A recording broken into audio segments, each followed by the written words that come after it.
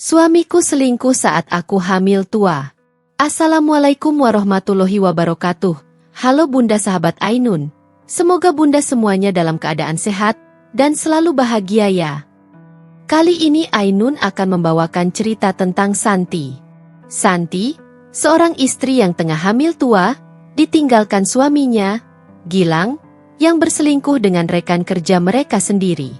Di tengah luka, tangis bayi yang baru lahir menyadarkannya bahwa ia harus bangkit, bukan demi cinta yang mengkhianati, tapi demi anak dan harga dirinya. Sebelum Ainun lanjut, absen yuk Bunda, dari kota mana saja? Dan buat yang sudah like, komen dan subscribe semoga rezekinya dilancarkan ya yuk. Langsung saja kita mulai kisahnya. Matahari pagi mengintip malu-malu dari balik tirai jendela kamar yang dicat warna krem lembut.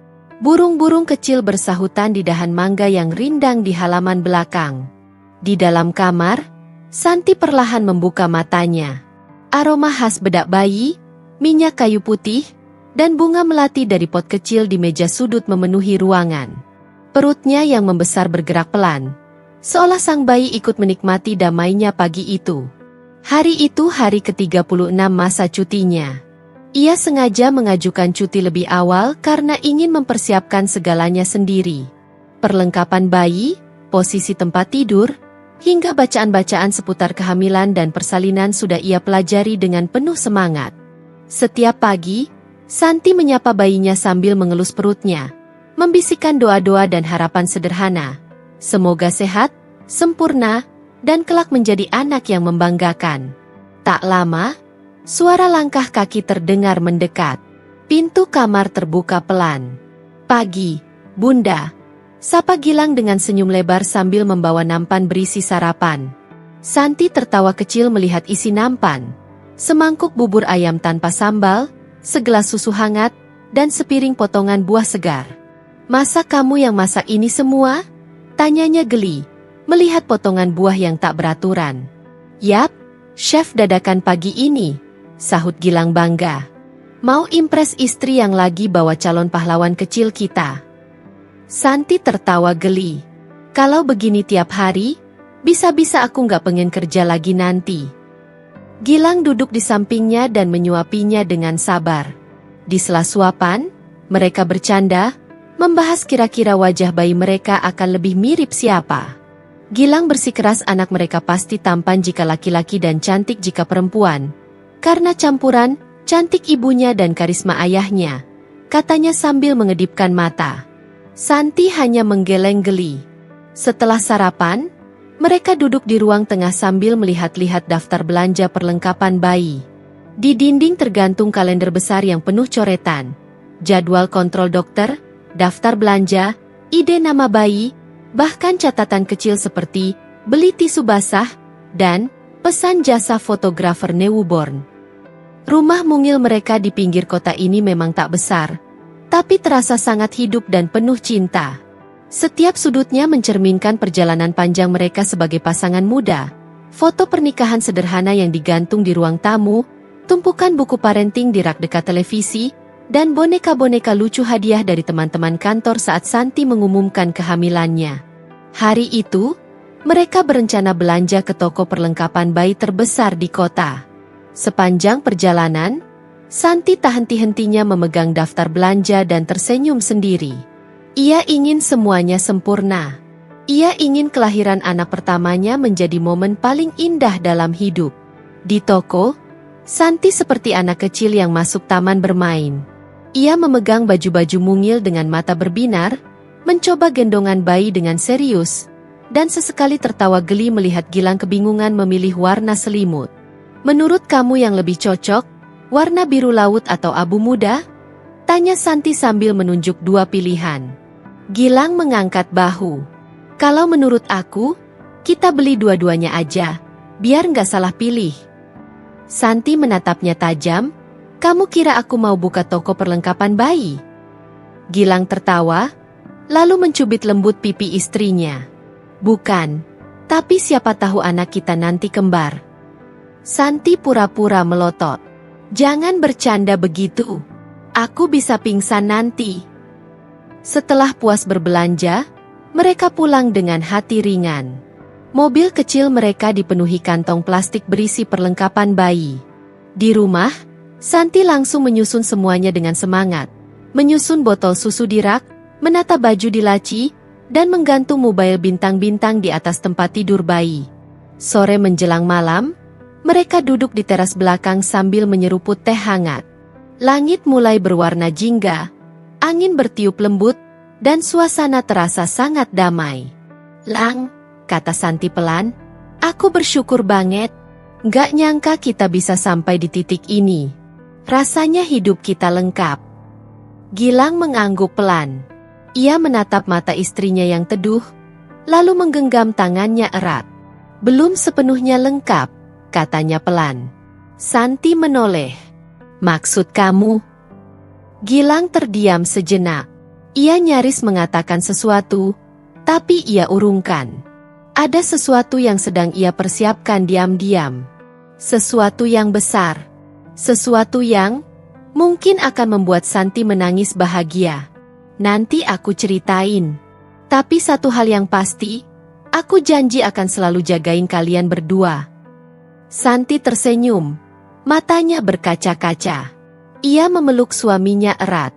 Ia tak tahu, di balik perhatian Gilang yang luar biasa, tersembunyi sebuah rahasia.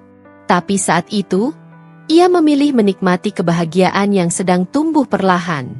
Sebab dalam hidup mereka, dua kebahagiaan sedang bersiap mengetuk pintu. Seorang bayi mungil, dan kejutan yang bisa mengubah segalanya. Hari-hari Santi di rumah terasa hangat dan damai.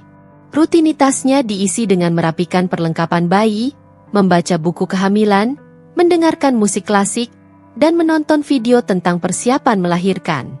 Di sela-sela itu, ponselnya sesekali berbunyi, menampilkan nama yang cukup sering muncul sejak ia cuti, Rena. Rena adalah rekan kerja sekaligus teman satu timnya di kantor. Usianya sebaya dengan Santi, sama-sama cerdas, cekatan, dan karirnya sedang menanjak. Sejak dulu mereka akrab. Saat Santi hamil, Rena termasuk orang yang paling antusias. Ia membelikan boneka lucu saat Santi mengumumkan kehamilan, dan menjadi orang pertama yang bertanya, "Kapan mulai cuti?" Sambil menawarkan bantuan untuk menyelesaikan tumpukan laporan terakhir. Kini, Rena lebih sering menghubungi Santi lewat pesan teks. "Hai Bun, udah makan siang belum? Kangen obrolan kita di pantry. Nih, kalau udah lahiran, kita harus ngopi bareng ya ah. Gilang sibuk banget ya di kantor. Aku sering lihat dia lembur sendirian. Kasian juga." Santi membaca pesan-pesan itu dengan perasaan hangat. Ia senang ada yang perhatian. Bahkan ketika Rena mengatakan Gilang lembur sampai larut, Santi justru merasa bangga. Suamiku memang pekerja keras. Ia tak curiga. Sama sekali tidak. Tapi di tempat lain, suasana yang berbeda perlahan tumbuh. Di kantor yang mulai sepi menjelang malam, Rena dan Gilang kerap lembur bersama. Rena dengan wajah serius di depan layar laptop, Gilang mengetik cepat menyelesaikan proposal. Mereka duduk tidak terlalu dekat, tapi cukup untuk mendengar tarikan napas masing-masing. "Udah jam 10 malam. Kamu nggak pulang, Gil?" tanya Rena sambil menghela napas dan menatap layar. Gilang menyandarkan tubuhnya di kursi. "Baru mau. Tapi aku janji sama Santi cuma sampai jam segini. Nanti dia khawatir." Rena tertawa kecil. Santi pasti bangga punya suami yang tanggung jawab. "Jarang loh, suami kayak kamu."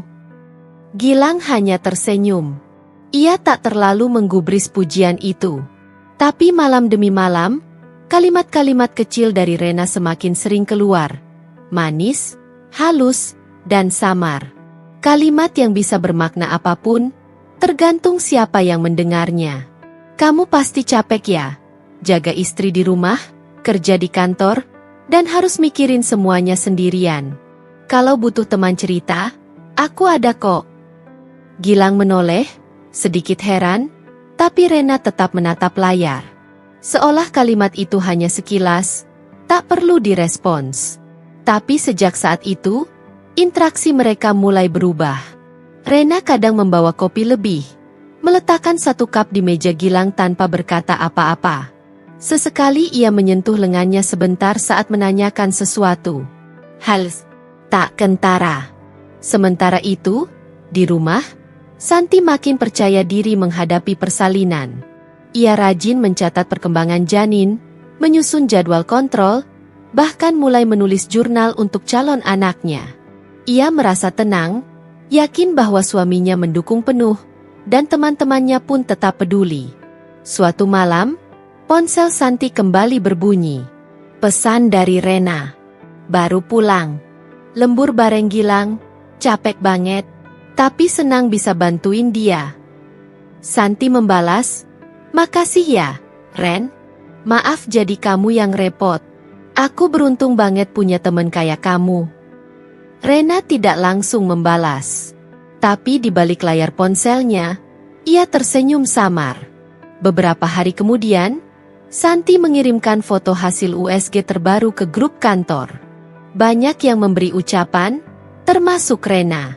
Tapi hanya Rena yang menyimpan gambar itu dan melihatnya lama sekali di tengah malam. Dalam pikirannya yang mulai kelabu, ada sesuatu yang tak ia pahami. Ketertarikan yang perlahan tumbuh, bukan kepada bayi, tapi pada ayah dari bayi itu. Di kantor, Gilang semakin lelah. Antara pekerjaan, kecemasan menanti kelahiran anak, dan perhatian dari Rena yang terasa menenangkan. Ia mulai membalas pesan Rena dengan emoji senyum. Mulai mengirim pesan meski tidak sedang lembur. Hanya hal kecil, menanyakan jadwal meeting, berbagi keluhan soal rekan kerja lain, atau sekadar terima kasih karena dibawakan kopi. Hal-hal kecil yang dulu hanya ia bagi pada Santi.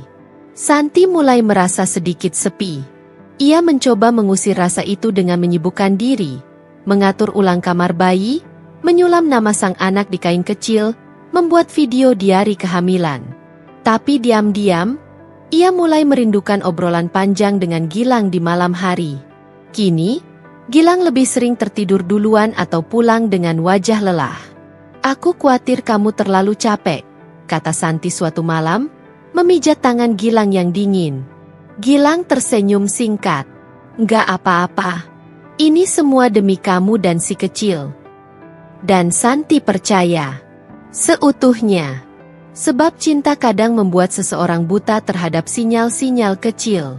Seperti pesan yang terlalu sering dari seorang teman. Seperti perhatian yang terasa terlalu hangat. Hari-hari terus bergulir. Dan di balik kesibukan menyambut kelahiran bayi, ada sesuatu yang mulai tumbuh diam-diam. Bukan cinta, mungkin bukan juga niat jahat, tapi sesuatu yang berbahaya. Karena ia tumbuh tanpa sadar.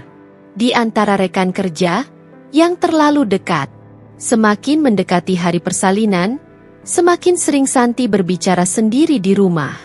Ia berbicara kepada bayinya yang masih di dalam perut. Tentang apa yang akan mereka lakukan setelah si kecil lahir. Tentang taman kecil yang akan mereka kunjungi bersama Gilang. Bahkan tentang warna kesukaan sang ayah. Suaranya lembut, penuh cinta, dan penuh harap. Namun di balik kelembutan itu, ada kesunyian yang mulai ia rasakan. Gilang berubah. Tak banyak kata. Tak banyak tanya. Bahkan usapan di perut Santi, yang dulu rutin dilakukan setiap malam, kini mulai jarang. Santi mencatat semua itu dalam diam. Ia tak langsung curiga. Ia tak ingin berprasangka. Dalam pikirannya, Gilang hanya lelah. Mungkin stres. Wajar saja, biaya rumah sakit tidak kecil. Persiapan menjadi ayah pertama kali pasti menegangkan. Tapi perubahan itu semakin nyata. Dulu, setiap selesai makan malam, mereka biasa duduk berdua di sofa, menonton tayangan lawas sambil saling mengomentari adegan. Sekarang, Gilang lebih sering diam di kamar, menggulir layar ponsel, atau pura-pura tertidur lebih cepat. Bahkan saat Santi berkata, "Aku takut nanti lahirannya sakit," Gilang hanya menjawab, "Nggak apa-apa, kamu kan kuat," lalu kembali menatap layar ponsel. Santi merindukan suaminya. Ia merindukan hangatnya Gilang yang dulu selalu memeluknya dari belakang, yang selalu mencium perutnya sebelum berangkat kerja. Sekarang, Ciuman itu pun perlahan menghilang. Hanya sesekali, dan terasa hambar. Yang Santi tidak tahu, saat ia menyiapkan makan malam sendiri di rumah, Gilang justru duduk berhadapan dengan Rena di sebuah restoran di pusat kota. Lampu temaram. Lagu instrumental mengalun pelan. Piring-piring porselen mengisi meja mereka. Gilang tertawa saat Rena menirukan gaya bicara bos mereka yang galak. Rena juga tertawa ketika Gilang bercerita tentang kekonyolan saat rapat divisi. Gelak tawa mereka mengisi ruang kecil, menyatu dengan aroma pasta dan anggur. Gilang. Rena menatapnya dalam. Aku nggak tahu kenapa, tapi aku nyaman banget kalau lagi ngobrol sama kamu. Gilang terdiam. Ia tahu itu kalimat yang seharusnya membuatnya berhenti, menjauh, dan kembali sadar. Tapi ia hanya menunduk, menyesap kopinya, lalu berkata, "Aku juga." Obrolan mereka tak lagi soal pekerjaan. Mereka bicara tentang masa kecil, film favorit, sampai rasa takut masing-masing. Rena bilang ia pernah hampir menikah tapi gagal. Gilang bilang ia takut tidak bisa menjadi ayah yang baik. Rena memegang tangan Gilang sebentar, hanya sekejap, lalu melepaskannya. Tapi sentuhan itu tertinggal lebih lama dari yang seharusnya. Malam itu, ketika kembali ke rumah, Gilang tak masuk kamar lebih dulu. Ia berdiri cukup lama di depan pintu, menatap langit gelap. Hujan rintik-rintik mulai turun. Hatinya penuh sesak. Di dalam rumah, Santi sudah tertidur dengan posisi miring ke kiri, memeluk bantal hamil. Wajahnya tenang. Meski di balik mata terpejam itu ada banyak pertanyaan yang tak sempat ia tanyakan hari ini. Gilang masuk, melepas sepatu pelan, lalu memandangi wajah istrinya dari tepi ranjang. Ada rasa bersalah, tapi juga ada kebingungan. Ia merasa Santi semakin jauh. Atau, mungkin ialah yang menjauh? Dalam diam, pikirannya beradu. Kenapa aku nyaman bersama Rena? Kenapa aku tak merasa damai di rumah?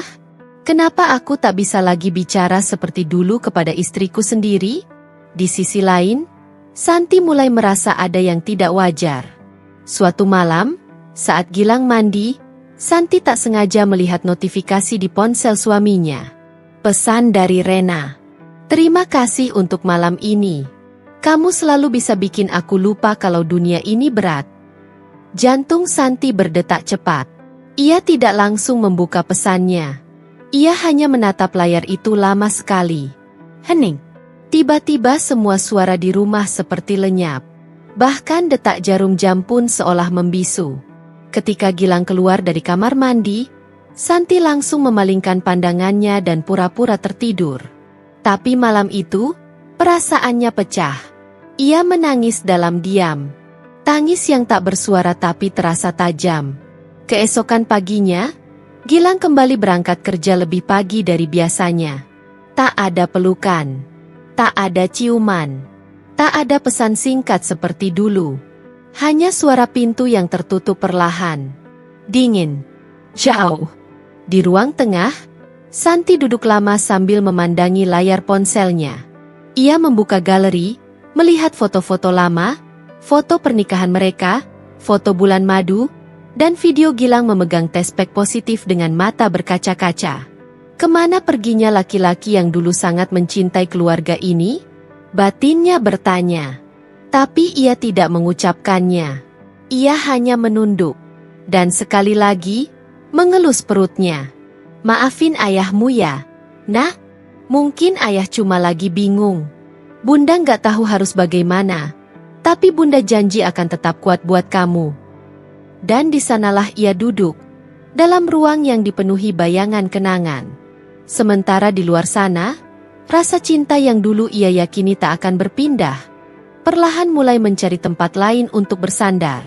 Hujan turun sejak sore. Rintiknya menari di atap seng belakang rumah, membentuk irama pilu yang mengisi sunyi. Di dalam kamar, Santi duduk bersila di lantai, perlahan melipat satu persatu baju bayi yang baru dicucinya. Tangannya bergerak pelan, tapi pikirannya melayang jauh. Ia menatap jumper kecil bergambar gajah biru, lalu tersenyum sendiri. Ia ingat dulu Gilang yang memilih baju itu. Diambilnya dari rak dan berkata, "Bayimu harus punya ini." Gajah itu lambang kesetiaan. Sekarang, kalimat itu hanya tinggal kenangan yang menggantung di langit-langit pikirannya. Di meja, ponselnya tergeletak diam. Tak ada pesan. Tak ada kabar dari Gilang sejak pagi. Kalaupun ada, paling-paling hanya satu pesan pendek. "Maaf, nginep luar kota lagi. Ada tender penting." Itu pun tanpa emoji. Tanpa penjelasan. Sudah 3 kali minggu ini Gilang mengatakan harus keluar kota. Tapi setiap kali, ia tak pernah benar-benar memberitahu kota mana, menginap di mana, atau kapan tepatnya pulang. Dulu, setiap perpisahan kecil antara mereka selalu diwarnai pelukan dan pesan panjang. Sekarang, hanya sunyi. Seolah jarak bukan lagi sesuatu yang membuat rindu, melainkan sekat yang disengaja. Santi meletakkan baju terakhir ke dalam tas khusus untuk rumah sakit nanti. Ia menutup resletingnya, menarik napas panjang, lalu bersandar pada bantal besar di belakangnya. Kamar terasa luas dan kosong. Terlalu hening untuk rumah yang seharusnya sedang menanti kelahiran seorang bayi. Di sudut kamar, terdapat ranjang bayi berwarna putih yang sudah ia pasang sendiri kemarin siang. Ranjang itu seharusnya dipasang bersama Gilang. Tapi suaminya bilang harus berangkat mendadak pagi-pagi sekali. Ia tak pernah menyangka harus merakit sendiri ranjang bayi sambil menahan perut yang makin berat. Tapi ia tak mengeluh. Ia hanya menatap ranjang itu sekarang, dan bertanya dalam hati, apa ayahnya akan tidur di sampingnya saat ia lahir nanti? Di tempat lain, jauh dari rumah, Gilang duduk di sofa empuk sebuah apartemen minimalis. Lampunya redup. Musik jazz mengalun pelan. Rena sedang memasak di dapur terbuka. Tubuhnya santai, rambut dikuncir sembarangan. Ia mengenakan kaos putih panjang dan celana pendek, tampak nyaman seperti sudah tinggal di sana bertahun-tahun. "Pilihannya cuma 2, kata Rena sambil menengok ke arah Gilang. "Kamu terus pura-pura bahagia di rumah, atau kamu jujur pada dirimu sendiri?" Gilang tak langsung menjawab. Ia menatap kaca jendela besar di apartemen itu, tempat lampu-lampu kota terlihat seperti bintang patah. "Gue nggak tahu," akhirnya ia berkata. "Santi sebentar lagi lahiran. Gue nggak bisa ninggalin dia sekarang." Rena menyandarkan punggung di meja dapur. "Kamu nggak ninggalin. Kamu cuma jujur. Kita nggak ngapa-ngapain selama ini, tapi kamu tetap di sini, Gil. Itu artinya kamu juga ngerasain apa yang aku rasain." Gilang menutup wajahnya dengan tangan. Ada rasa bersalah yang berat, tapi juga ada kelegaan aneh setiap kali ia jauh dari rumah. Ia tak mengerti sejak kapan semua ini terjadi.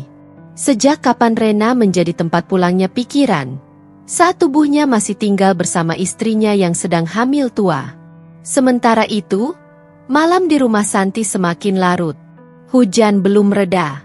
Ia menyandarkan kepalanya di bahu sofa, menatap jam dinding yang menunjukkan pukul 22.45. Perutnya menegang sedikit, lalu melonggar. Ia mengusapnya perlahan. "Maaf ya, Nak," bisiknya lirih. Bunda berusaha kuat, walaupun rasanya capek banget. Satu tetes air mata jatuh ke pergelangan tangannya. Ia mengusapnya cepat. Bukan karena tak ingin menangis, tapi karena ingin terlihat kuat. Walau tak ada yang melihat, tak ada yang memuji. Tak lama, ponselnya bergetar. Santi dengan cepat meraihnya, berharap pesan dari Gilang. Tapi ternyata hanya pesan dari grup arisan RT. Ia menaruh kembali ponselnya. Kali ini, tak bisa lagi menahan air mata yang menggenang. Di luar rumah, hujan mulai reda. Tapi di dalam dada Santi, badai baru saja dimulai. Ia merasa ditinggalkan, tanpa tahu ia ditinggalkan oleh apa. Oleh cinta, oleh perhatian, atau oleh seorang suami yang dulu bersumpah akan selalu ada. Dan di apartemen lain, Gilang termenung, menatap ponselnya yang tak kunjung ia buka. Ia tahu Santi mungkin sedang menunggu kabar. Tapi ia juga tahu, Jika membuka percakapan itu, ia akan kembali melihat diri sendiri sebagai lelaki yang tak layak dimaafkan. Malam itu sunyi bagi keduanya. Tapi sunyi mereka tidak sama.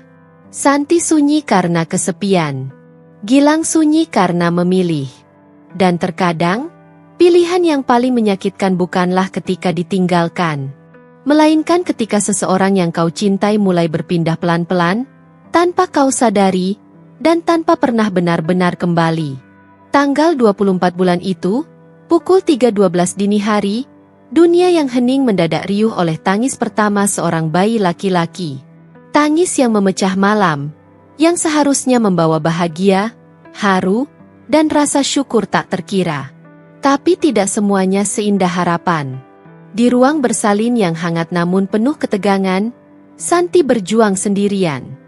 Ia menggenggam sisi ranjang kuat-kuat, merintih, menangis, menahan rasa sakit yang mengoyak seluruh tubuh dan jiwanya. Ia tak ingat lagi berapa kali ia berteriak memanggil nama Gilang. Tapi tak ada wajah yang ia kenal berdiri di samping tempat tidur. Ia hanya ditemani bidan, perawat, dan seorang dokter jaga. Tak ada tangan Gilang yang dulu menjanjikan akan selalu menggenggamnya saat persalinan. Tak ada ciuman di kening. Tak ada suara lembut yang menyemangati di telinga. Dan ketika tangis itu terdengar, air mata Santi pecah bukan hanya karena lega, tapi juga karena hancur. Bayi itu dibersihkan, dibungkus selimut hangat, dan dibaringkan sebentar di dadanya. Santi menatap wajah mungil itu. Hidung kecil, bibir merah, kulit halus, ciptaan Tuhan yang sempurna. Ia menangis sesenggukan sambil membisikkan kata pertama. "Selamat datang, nak, maafin bunda, ya. Kamu lahir saat bunda sedang sendirian." Sekitar 1 jam kemudian, Gilang datang. Langkahnya tergesa, wajahnya pucat. Ia mengenakan kemeja kusut dan sepatu tanpa kaus kaki. Tas kerja kecil tersampir di bahu. Ia sempat terdiam di depan ruang bersalin sebelum akhirnya masuk. Ketika ia melihat Santi di ruang pemulihan, tubuh lemah itu sedang menyusui sang bayi sambil setengah tertidur. Wajah Santi sembab. Tapi ada damai yang belum pernah Gilang lihat sebelumnya. Damai yang menyayat hatinya. Santi membuka mata dan menatap Gilang. "Kamu datang juga," katanya lirih, tanpa intonasi bahagia. Gilang mengangguk. Ia melangkah pelan, berdiri di sisi tempat tidur. Pandangannya jatuh pada bayi mungil itu. Untuk sesaat, hening. Tak ada senyum. Tak ada pelukan. Hanya tatapan canggung dan kaku. Seolah anak itu adalah bayi orang lain yang sedang ia kunjungi. "Dia laki-laki," ujar Santi pelan. "Sehat. Berat 3,2. Gilang menelan ludah. "Syukurlah." "Namanya Alvano," lanjut Santi. "Seperti yang kamu usulkan dulu." Gilang mengangguk, tapi bibirnya tetap terkatup rapat. Ketika perawat menawarkan agar ia mencoba menggendong bayinya, Gilang mengangguk ragu. Ia mengambil bayi itu dengan gerakan kikuk. Bayi itu menangis seketika, dan Gilang terkejut, hampir panik. Perawat dengan cepat menenangkan dan membetulkan posisi lengannya. Santi menatap semua itu dalam diam. Ia bisa merasakan, ada jarak yang sangat jauh antara Gilang dan bayi itu. Bukan karena ketidakmampuan menjadi ayah, tapi karena ketidakhadiran rasa. Ketika seorang ayah memeluk anaknya dengan tubuh, tapi tidak dengan jiwanya. "Dia kamu banget," kata Santi, mencoba mencairkan suasana. "Lihat deh alis dan dagunya." Gilang hanya tersenyum tipis. "Mungkin." Suasana menjadi canggung. Gilang duduk, tapi tidak menggenggam tangan Santi. Ia memainkan ponselnya beberapa kali, mengangguk seadanya saat Santi mencoba bercerita tentang proses melahirkan. Ia tak bertanya apapun tentang kondisi Santi. Ia tak mencium bayinya. Ia tak mengucap doa. Dan itu menyakitkan. Santi tahu, Gilang ada di sana, tapi jiwanya tidak. Beberapa jam kemudian, saat matahari mulai naik, ruangan ramai oleh kunjungan. Ibu Santi datang, Dua sahabat dekatnya pun hadir. Mereka menangis haru, mencium bayi kecil itu penuh sayang, mengabadikan foto-foto, dan bersenda gurau dengan penuh cinta. Hanya satu orang yang tampak asing di antara mereka, Gilang. Ia seperti tamu yang hanya duduk karena sopan. Ia ikut berfoto, tapi tidak memeluk. Ia menjawab ucapan selamat dengan senyum tipis, tapi tak pernah menyentuh bahagia yang sebenarnya. Bahkan saat semua orang pulang dan hanya mereka berdua tersisa di kamar, Gilang hanya duduk menatap langit-langit, seolah memikirkan hal lain atau seseorang. Santi akhirnya bertanya, dengan suara yang datar, "Kamu nginep di rumah malam ini?" Gilang butuh 5 detik untuk menjawab, "Kayaknya enggak. Aku masih ada urusan besok pagi banget." "Oh," Santi menoleh ke jendela. "Kamu nginep di apartemen Rena?" Gilang terhenyak. Ia menoleh cepat. "Dari mana kamu tahu?" Santi tidak menjawab. Ia hanya tersenyum kecil. Senyum yang seperti pecahan kaca. Tipis, tajam, dan tak lagi memantulkan kebahagiaan. "Aku melahirkan tanpa kamu. Tapi bukan itu yang paling menyakitkan," kata Santi pelan, menahan tangis. "Yang paling menyakitkan, kamu hadir, tapi bukan sebagai ayah, bukan sebagai suami." Gilang terdiam, tak mampu berkata-kata. Di sisi ranjang, bayi kecil itu tertidur dalam pelukan ibunya. Ia baru datang ke dunia, tapi telah menjadi saksi pertama tentang cinta yang retak, tentang ayah yang kehilangan arah, dan tentang seorang ibu yang mencoba tetap kuat meski hatinya remuk. Hari itu seharusnya menjadi hari paling bahagia bagi Santi.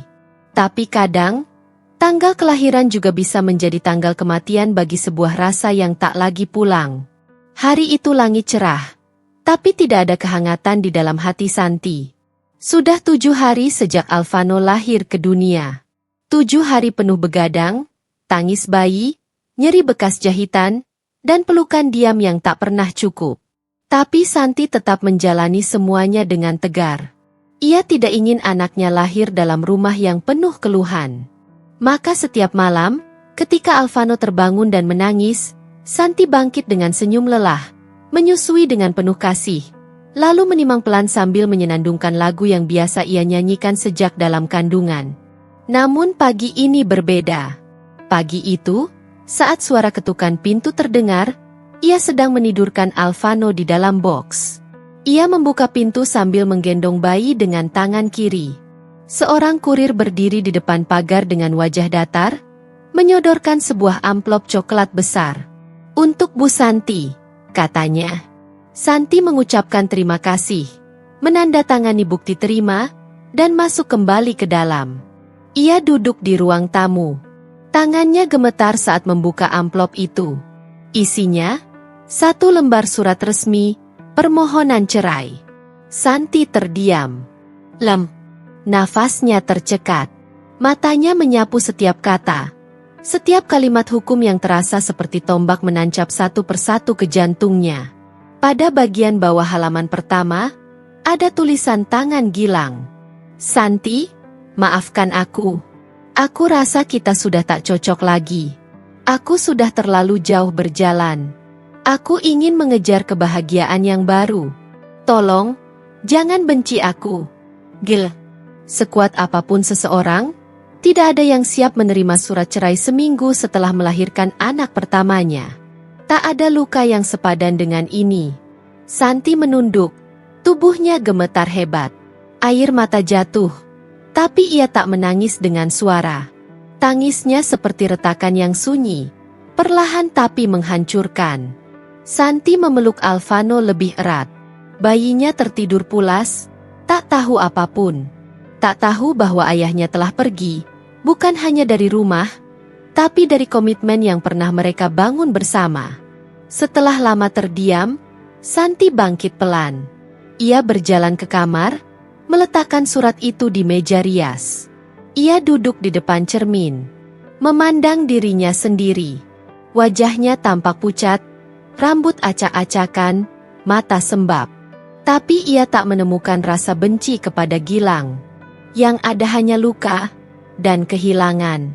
Hari-hari setelah itu berjalan seperti mimpi buruk yang tak kunjung selesai. Gilang tak pernah datang lagi. Tak ada kabar.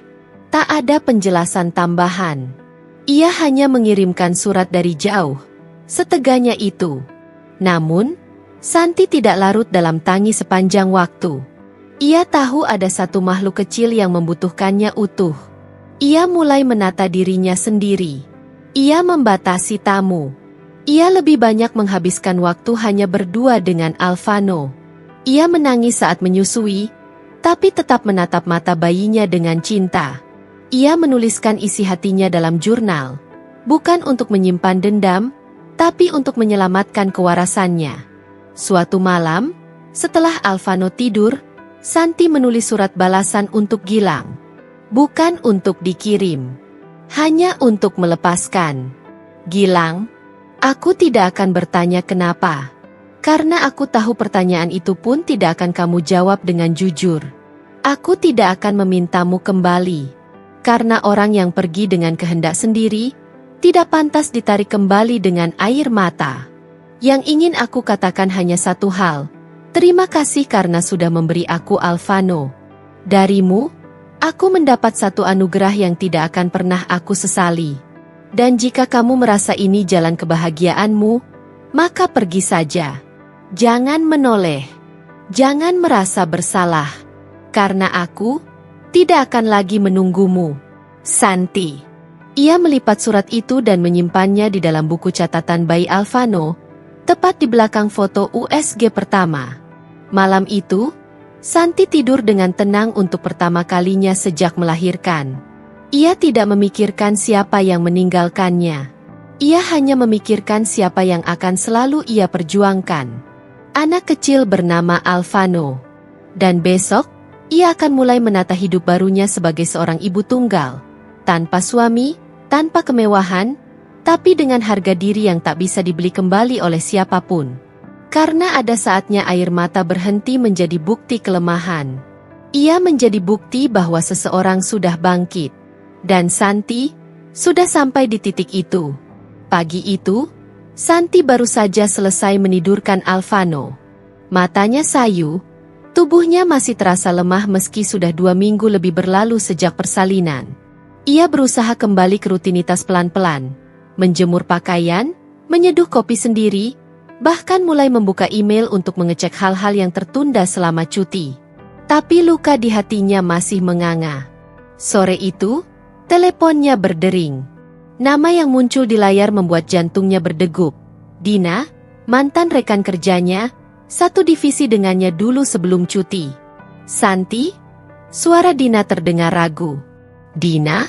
Ya, ini aku. Ada jeda. Lalu suara itu berkata pelan, aku sebenarnya udah lama mau hubungi kamu. Tapi, aku takut. Santi diam.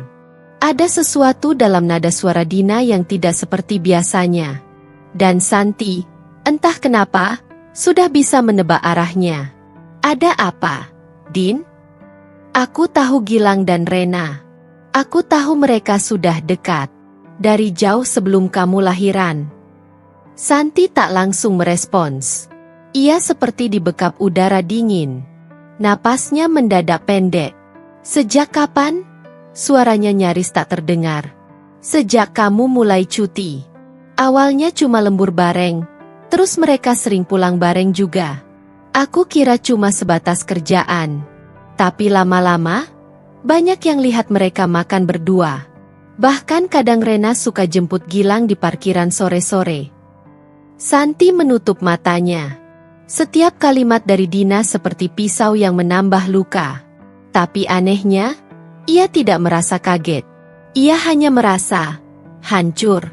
Dan satu hal lagi, San, lanjut Dina. Aku tahu kamu berhak tahu ini. Gilang sempat ketahuan nginep di apartemen Rena beberapa kali. Banyak yang tahu. Tapi kami semua saling diam karena kami nggak mau ikut campur rumah tangga orang. Tapi sekarang aku nyesel. Santi tak menjawab. Tiba-tiba ia merasa dunia sekitarnya tak nyata.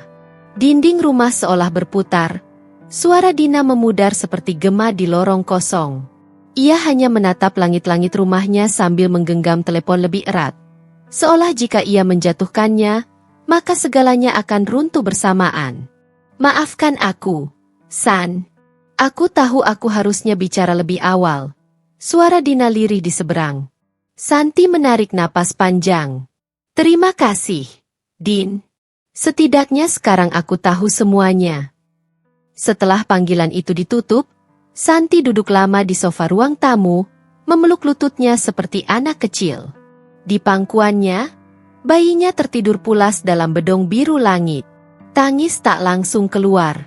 Ia terlalu lelah untuk menangis, terlalu hancur untuk marah. Yang ia rasakan hanya kehampaan. Ia akhirnya tahu. Gilang memilih pergi bukan karena mereka tak cocok, tapi karena sudah ada orang lain yang menempati ruang yang seharusnya untuk dirinya dan anaknya. Sejak awal, keheningan Gilang adalah pengkhianatan yang dibungkus sopan. Senyumnya yang hambar, pelukan yang dingin, semua itu bukan karena kelelahan, tapi karena cinta yang telah berpindah. Santi bangkit, berjalan ke kamar, mengambil kotak kenangan yang ia simpan di lemari. Di dalamnya ada foto pernikahan, catatan kecil dari Gilang, bahkan tespek garis 2 yang dulu mereka simpan berdua sambil tertawa. Ia menatap semua itu lama, lalu satu persatu membakarnya di halaman belakang. Asap membumbung ke langit senja, bersama sisa-sisa mimpi yang kini tinggal abu. Tetangga sebelah sempat melihatnya dari jendela, tapi tak ada yang bertanya. Mereka hanya melihat seorang ibu muda yang berdiri diam dengan wajah tenang, tapi mata yang kosong. Malamnya, Santi menulis di jurnalnya. Hari ini aku tahu kebenarannya, tentang siapa yang dia pilih, dan sejak kapan aku sebenarnya sudah ditinggalkan.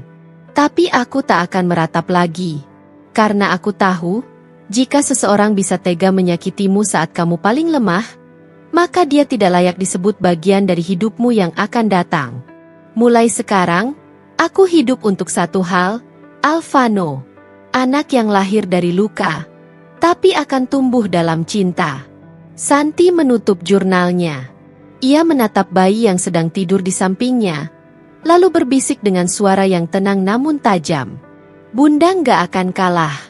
Tidak oleh pengkhianatan, tidak oleh kesepian, dan tidak oleh siapapun yang memilih pergi saat kita paling membutuhkan. Dan malam itu, untuk pertama kalinya, Santi tersenyum dalam tangisnya. Bukan karena ia bahagia, tapi karena ia tahu dari kehancuran inilah kekuatannya akan tumbuh. Langit gelap menggantung di atas kota. Angin malam membawa udara dingin yang menusuk hingga ke tulang. Di dalam rumah kecil itu, lampu temaram menyala.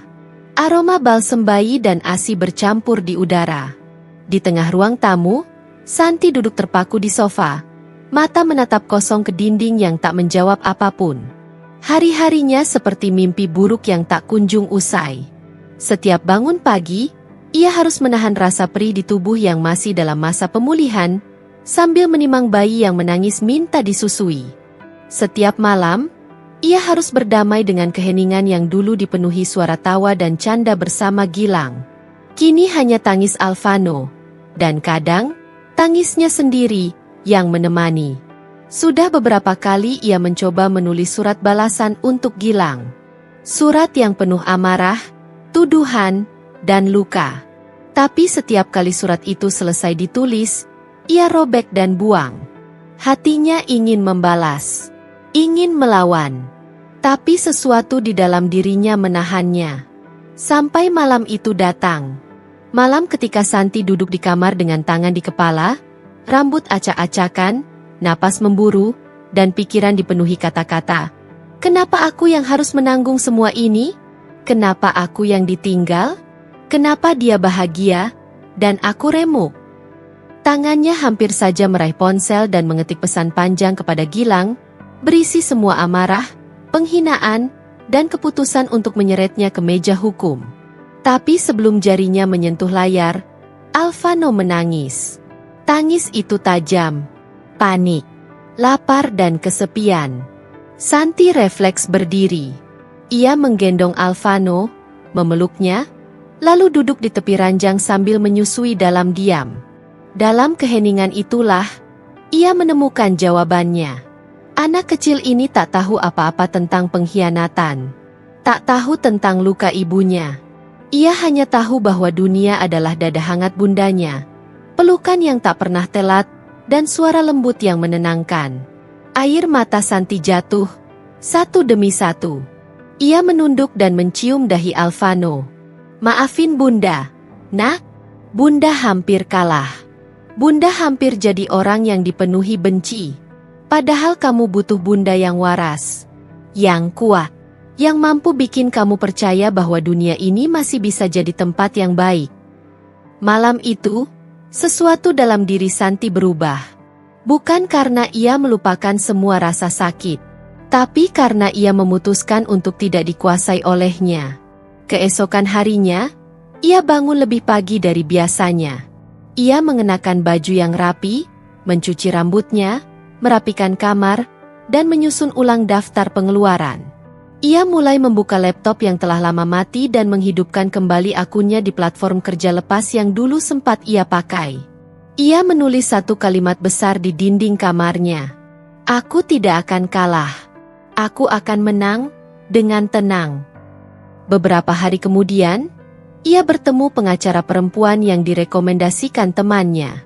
Bukan untuk menyerang Gilang secara brutal, tapi untuk memastikan hak asuh Alvano dan perlindungan hukum yang layak untuk masa depan mereka.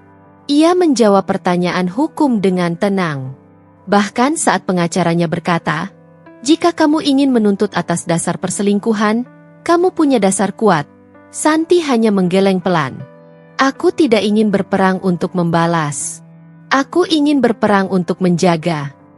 Santi tahu, membalas dendam bisa memuaskan ego sesaat. Tapi bangkit dan membangun hidup dari kehancuran, itu adalah kemenangan yang tidak bisa dicuri siapapun. Ia mulai menulis lagi di blog pribadinya. Kali ini bukan tentang kehidupan rumah tangga, tapi tentang menjadi ibu tunggal yang tetap bisa bahagia. Tulisannya pertama berjudul, Aku Bukan Korban, Aku Adalah Awal Dari Hidup Baru. Tulisan itu viral. Banyak perempuan menulis pesan padanya. Ada yang pernah ditinggal suami saat hamil, ada yang dikhianati sahabat sendiri. Semua merasa diwakili oleh kalimat-kalimat Santi yang sederhana tapi dalam. Sejak saat itu, ia rutin menulis, 1 minggu 2 kali, tentang prosesnya bangkit. Di akhir setiap tulisan, ia selalu menutup dengan satu kalimat. Aku menulis ini bukan karena aku sudah sembuh, tapi karena aku sedang sembuh, dan aku ingin sembuh bersama kalian. Waktu berjalan pelan. Tapi luka yang dulu basah kini mulai mengering. Dan di setiap malam yang masih sepi, Santi bukan lagi perempuan yang menangis karena ditinggalkan. Ia adalah seorang ibu, yang belajar bahwa kekuatan terbesar seorang perempuan bukan datang dari siapa yang mencintainya, tapi dari siapa yang tak pernah ia tinggalkan, anaknya, dan dirinya sendiri. Pagi itu matahari tidak hanya menyinari jendela rumah Santi, ia juga menyinari semangat yang perlahan tumbuh kembali di dalam hatinya. Sudah hampir 2 bulan sejak Alvano lahir. Bayi itu tumbuh sehat dan mulai menunjukkan kebiasaan tertawanya yang lucu. Suara tangisnya pun kini jadi simfoni harian yang tak lagi membuat panik, melainkan justru menguatkan naluri keibuan Santi. Tangannya kini semakin terampil mengganti popok, mensterilkan botol, dan menidurkan Alvano sambil mengetik di laptop. Santi bukan lagi perempuan yang terduduk menangis dalam sunyi. Ia kini perempuan yang menjemput masa depannya sendiri, dengan satu tangan memeluk anak, dan satu tangan lagi membangun kembali hidup dari reruntuhan. Semua berawal dari satu unggahan sederhana di media sosial. Ia memotret Alvano yang tertidur dengan bedong motif lucu, lalu menulis caption, barang yang nyaman itu nggak selalu mahal. Yang penting, anak tidur nyenyak, dan ibu bisa bernapas. Tak disangka, unggahan itu viral. Komentar berdatangan. Banyak ibu muda bertanya, beli di mana, Kak? Itu handmade? Kok kayaknya beda ya bahannya? Santi tersenyum. Itu bedong yang ia jahit sendiri dari kain lembut sisa orderan lama saat ia masih aktif menjahit kecil-kecilan. Dan dari situlah semuanya dimulai. Dengan modal ratusan ribu rupiah, ia membeli beberapa meter kain tambahan, meminjam mesin jahit ibunya yang lama, dan mulai menjahit perlengkapan bayi dari rumah. Ia membuat bedong, sarung tangan kaki bayi, dan bantal menyusui dengan motif lucu-lucu. Semua dijahit dengan telaten saat Alvano tidur.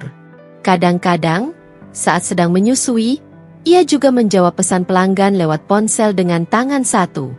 Ia menamai usahanya, Langkah Kecil Ibu. Karena memang begitulah hidupnya sekarang. Melangkah kecil, tapi pasti. Media sosial menjadi sahabatnya. Ia tak hanya memasarkan produknya, tapi juga membagikan kisah perjuangannya sebagai ibu tunggal. Ia tidak pernah menyebut nama Gilang. Tidak pernah menyinggung masa lalu secara langsung. Tapi dari setiap kalimatnya, para ibu tahu bahwa ia adalah perempuan yang sedang menyembuhkan diri sambil tetap memberi cinta pada anaknya. Dalam waktu sebulan, akun bisnisnya sudah tembus 10.000 pengikut. Orderan mulai berdatangan dari luar kota. Ia tak lagi bekerja sendirian. Seorang tetangganya, Ibu Mira, yang dulu penjahit seragam sekolah, kini ikut membantu produksi. Ia juga merekrut keponakannya yang baru lulus SMK untuk bantu urus pengemasan dan pengiriman. Hari-harinya menjadi padat, tapi padat yang membuat bahagia. Setiap kali menerima testimoni dari pelanggan, "Anakku suka banget bedongnya, Kak," atau "Kak, makasih ya, akhirnya nemu bantal menyusui yang pas di punggung." Santi merasa seperti sedang menyulam kembali harga dirinya yang sempat robek. Ia mulai menyusun rencana jangka panjang. Ingin punya workshop kecil di rumah, ingin menggandeng komunitas ibu-ibu rumah tangga yang ingin belajar menjahit, ingin membuka pelatihan online gratis untuk para ibu yang ingin berdaya dari rumah. Tapi di balik semua kesibukan itu, ia tidak pernah lupa satu hal, untuk tetap hadir sebagai ibu. Setiap sore, ia berhenti bekerja sejenak. Ia duduk di lantai dengan Alvano, mengajaknya bicara, menyanyikan lagu, atau sekadar menatap matanya yang bening. Disitulah ia selalu merasa kembali menjadi manusia seutuhnya. Bahwa di tengah kesibukan mengejar cita-cita, ia tetap punya alasan paling murni untuk terus melangkah. Suatu malam, ketika Alvano sudah tertidur, Santi duduk di teras dengan secangkir teh hangat. Ia membuka pesan dari seorang pelanggan yang berkata, "Terima kasih, Kak. Aku juga single mom, dan lihat kakak itu ngasih aku harapan. Aku jadi semangat lagi." Santi menatap layar lama sekali. Hatinya hangat. Senyum tipis muncul di bibirnya. Ia menulis balasan. "Kita nggak sendiri. Kita nggak perlu sempurna. Kita cuma perlu terus melangkah, sekecil apapun itu." Malam itu, bintang bersinar lebih terang dari biasanya. Langkah kecil Santi mungkin tak terdengar oleh dunia. Tapi langkah itu menggema dalam hidup banyak perempuan lain yang pernah merasa hancur, pernah ditinggalkan, tapi memilih untuk tetap berdiri. Dan langkah kecil itulah yang akan membawanya ke pintu-pintu kebahagiaan baru yang tak pernah ia bayangkan sebelumnya. Siang itu, aula sebuah hotel bintang 3 di pusat kota dipenuhi oleh puluhan perempuan dari berbagai latar belakang.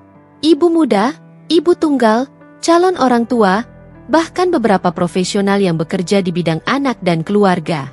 Acara bertajuk, Ibu Bahagia, Anak Kuat, diadakan oleh sebuah komunitas parenting nasional yang terkenal aktif menyuarakan pemberdayaan perempuan dan kesehatan mental ibu pasca melahirkan. Di antara pembicara utama, terdapat nama yang akhir-akhir ini mulai sering muncul di media sosial dan artikel inspiratif. Santi Darmawan, pemilik bisnis perlengkapan bayi lokal yang tumbuh dari nol, sekaligus penulis blog motivasi yang menyentuh banyak hati.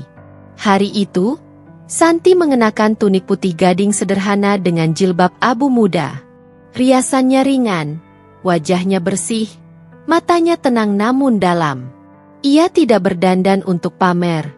Ia hanya ingin tampil sebagai dirinya sendiri, perempuan yang dulu sempat remuk, dan kini bangkit bukan karena bantuan siapa-siapa, Tapi karena ia memilih untuk tidak dikalahkan, ia datang bersama Alvano dan seorang sahabat yang membantu menjaga anaknya selama seminar berlangsung.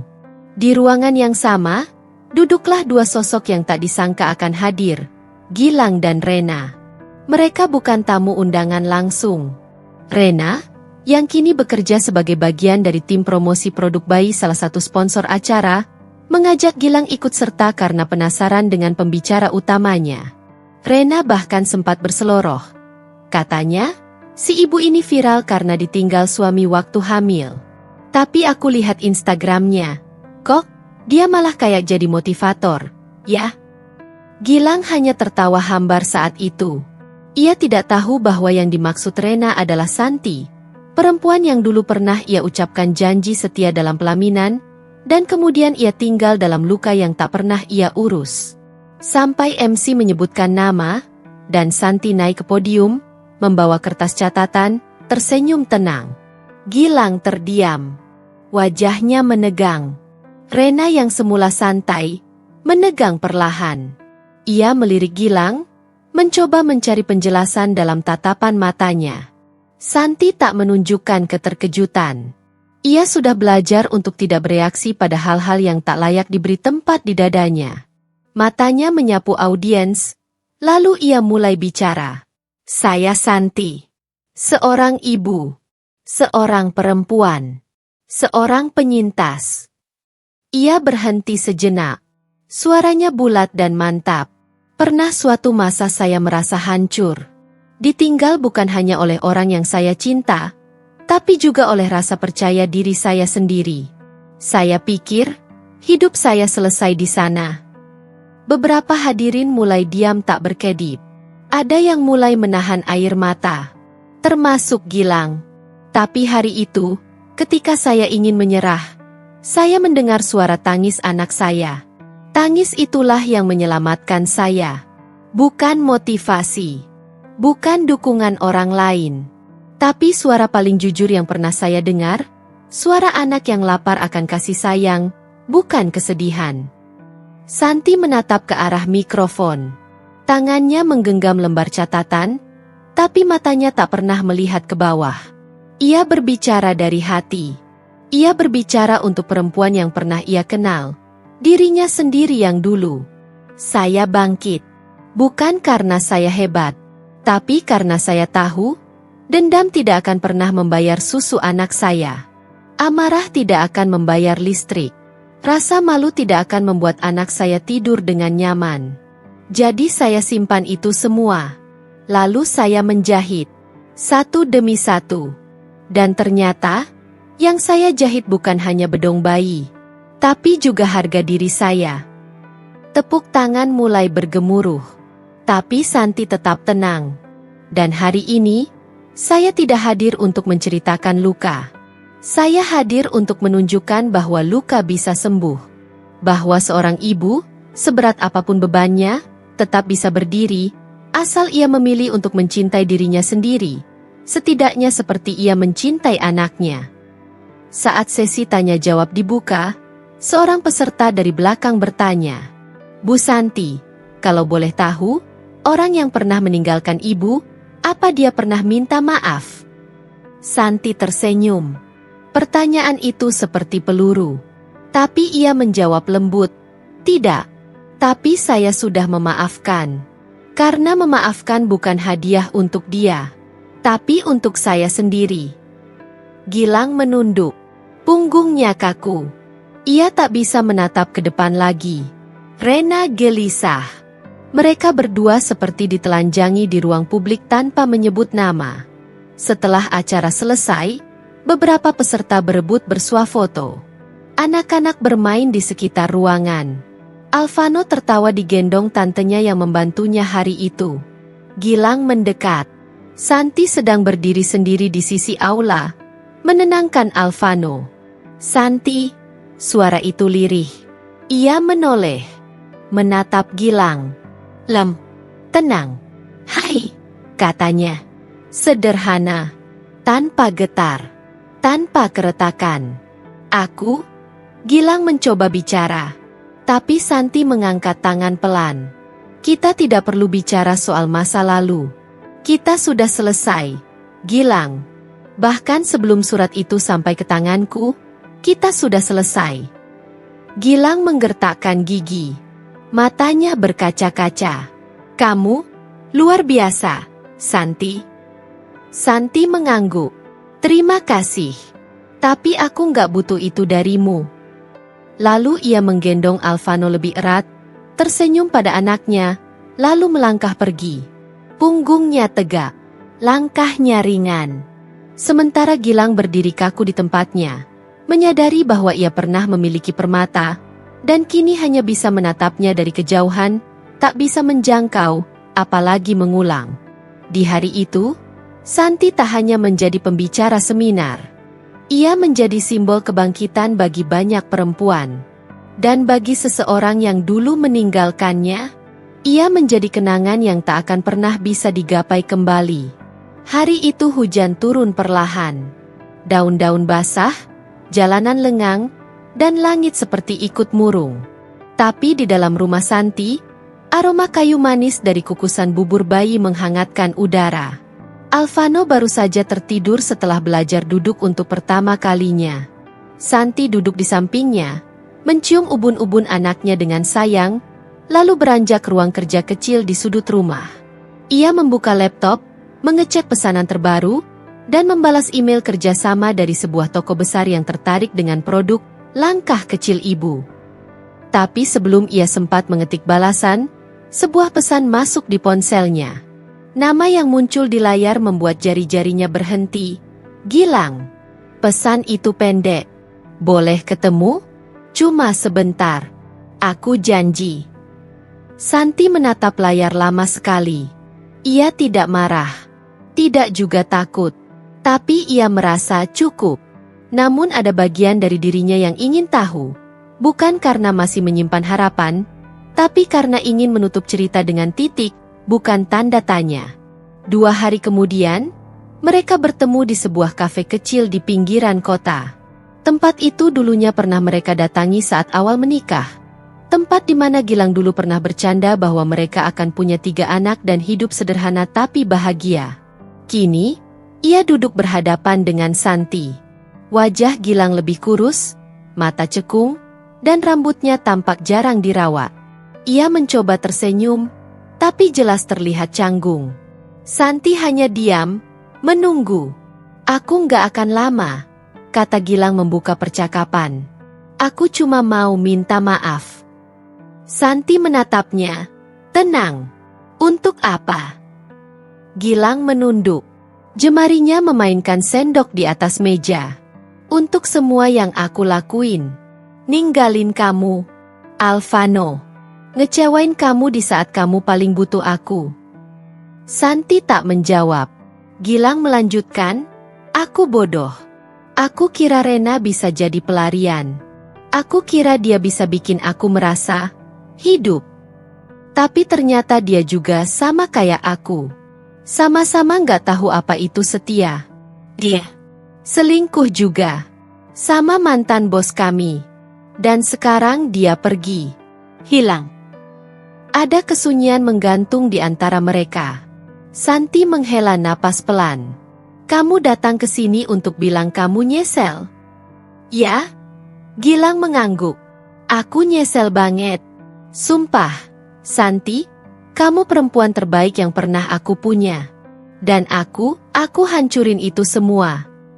Santi menatap cangkir kopinya. Uapnya mengepul pelan. Gilang, ucapnya akhirnya. Maaf itu memang penting. Tapi tahukah kamu? Ada luka yang terlalu dalam untuk sembuh hanya dengan kata, maaf. Ada luka yang tak minta dibalas, tak juga berharap ditebus. Hanya butuh diakui, lalu ditinggalkan sebagai pelajaran. Gilang menggertakkan gigi, menahan emosi. Aku tahu aku salah. Tapi, kamu bisa nggak sedikit aja maafin aku? Biar aku bisa tidur dengan tenang. Santi menatapnya lurus-lurus. Matanya teduh, tapi tegas. Aku sudah memaafkan kamu, Gilang. Tapi bukan untuk kamu. Untuk diriku sendiri. Supaya aku bisa hidup tanpa membawa racun dari masa lalu. Supaya anakku tumbuh tanpa beban dendam yang tak perlu. Jadi kalau kamu datang ke sini minta maaf demi kamu bisa tidur tenang, maaf, itu bukan urusanku lagi. Gilang tertunduk. Bahunya turun. Napasnya berat. Aku cuma berharap kamu bahagia, San. Santi tersenyum tipis. Aku sudah bahagia, Gilang. Bahkan jauh lebih bahagia sejak aku tak lagi menunggumu pulang. Ia berdiri, mengambil tasnya, menggenggam ponsel di tangan kanan dan catatan kecil berisi pesanan pelanggan di tangan kiri. Dan tolong, ujarnya sebelum pergi, jangan datang lagi, kecuali untuk menjemput Alvano saat kamu siap menjadi ayah, bukan untukku, tapi untuk dia. Ia melangkah keluar kafe. Hujan masih turun, tapi kini tak lagi terasa dingin. Di luar, mobilnya terparkir. Di dalamnya, Alvano tertidur di kursi bayi, dijaga oleh tantenya. Santi membuka pintu mobil, mengecup dahi anaknya, dan duduk di belakang kemudi. Saat ia menyalakan mesin dan melaju, ia menatap ke kaca spion. Kafe itu makin mengecil, makin jauh, lalu hilang di balik tikungan. Dan di sanalah ia sadar sepenuhnya bahwa maaf bukan tujuan. Maaf hanyalah batu pijakan terakhir sebelum seseorang benar-benar melangkah ke hidup yang baru. Angin sore bertiup lembut. Daun-daun terembesi bergoyang di sepanjang jalan perumahan kecil itu. Aroma cat baru dan tanah basah menyeruak di udara, menandai awal dari sesuatu yang segar. Santi berdiri di depan sebuah rumah mungil berwarna krem dengan pagar putih sederhana.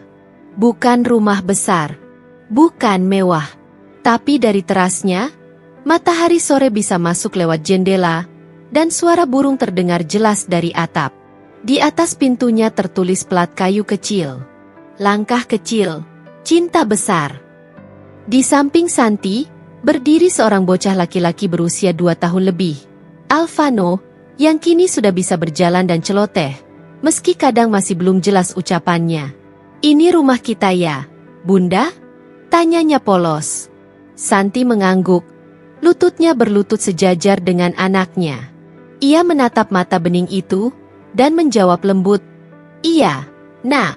Ini rumah yang Bunda bangun dari luka, dari air mata, dan dari keberanian." Alvano tersenyum. Lalu berlari kecil menuju halaman, menunjuk bunga-bunga yang baru ditanam. Santi membiarkannya bermain. Di dada Santi, tak ada lagi gemuruh. Hanya ketenangan yang lama ia cari, kini ia temukan dalam diam. Rumah itu bukan sekadar tempat tinggal.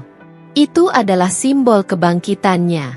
Setelah semua yang ia lalui, pengkhianatan, rasa ditinggalkan, malam-malam sunyi, perjuangan finansial, dan rasa malu yang sempat merundung, kini ia berdiri dengan kepala tegak. Ia membangun bisnisnya dari nol, menciptakan komunitas ibu-ibu rumah tangga yang kini menjahit bersama dari rumah, dan menjadi mentor di berbagai pelatihan perempuan. Ia bukan hanya seorang ibu tunggal. Ia adalah pelita bagi banyak perempuan lain yang pernah merasa tak berharga.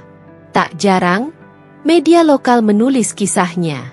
Tapi ia selalu berkata hal yang sama setiap kali diwawancarai. Saya tidak bangga karena saya ditinggal. Saya bangga karena saya tidak hancur. Sore itu, di depan rumah barunya, ia menggenggam tangan Alvano dan berkata pelan, nyaris seperti bisikan. Kita tak perlu ayah yang mengkhianati. Nak, kita hanya butuh kejujuran dan cinta yang tidak berpura-pura.